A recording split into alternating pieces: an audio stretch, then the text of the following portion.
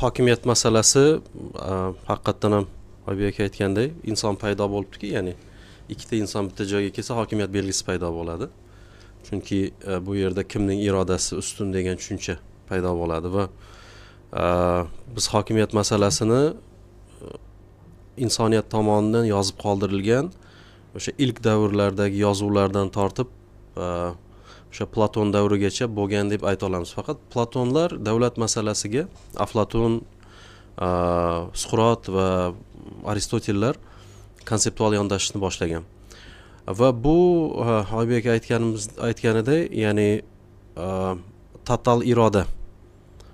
Ya'ni shunday irodaki hokimiyat degan paytda unga uzoq muddatli bo'ysuniladi va boshqa irodalarni bostira oladi.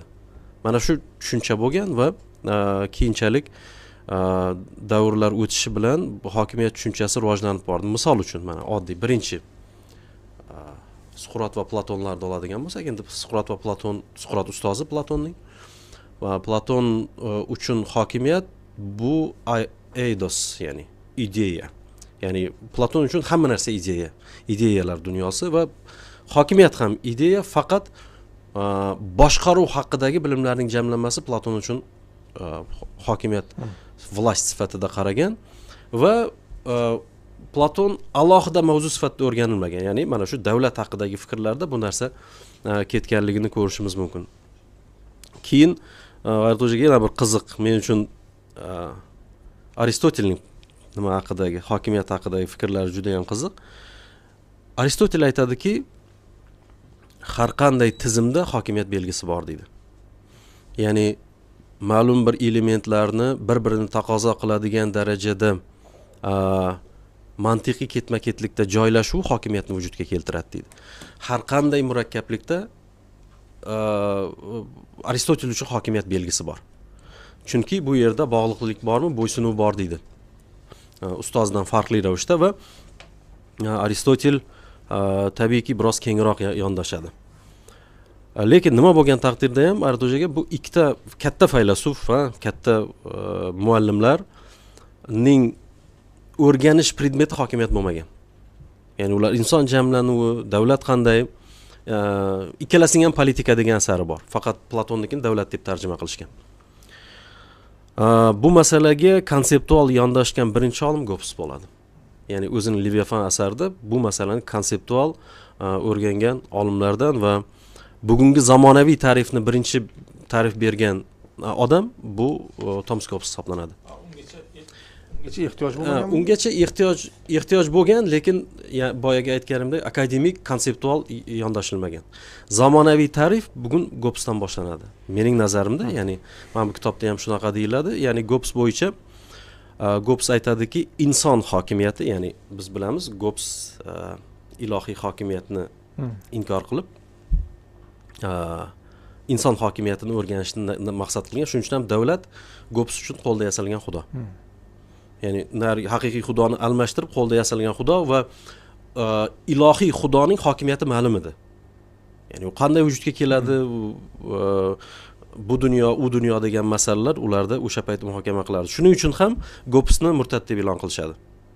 Ya'ni u xudo hokimiyati emas, inson hokimiyatini o'rganganligi uchun.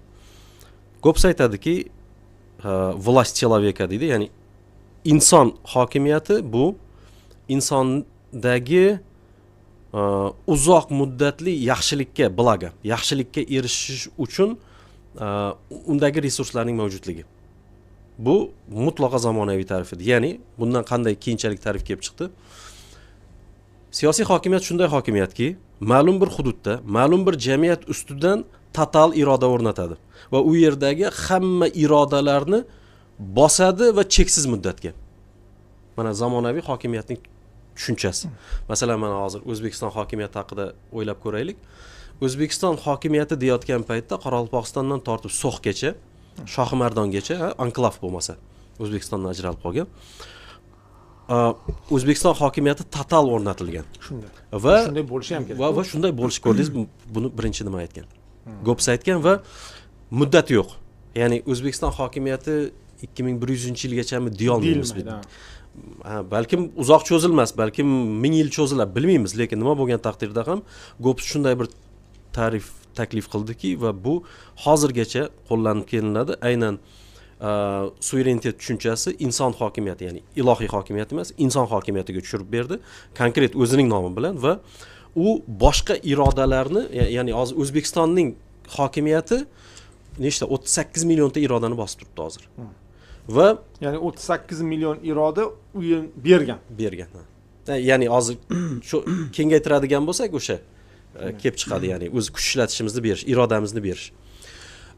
Va mana shunday qilib hokimiyat haqidagi tushunchalar qisqaroq qilib aytadigan bo'lsak, mana shu tadrijiy rivojlandi. Keyinchalik Max Weber qo'shildi bunga, Dal qo'shildi va hozir hokimiyatga yana boshqa qarashlar ham bor, lekin fundament Gobbs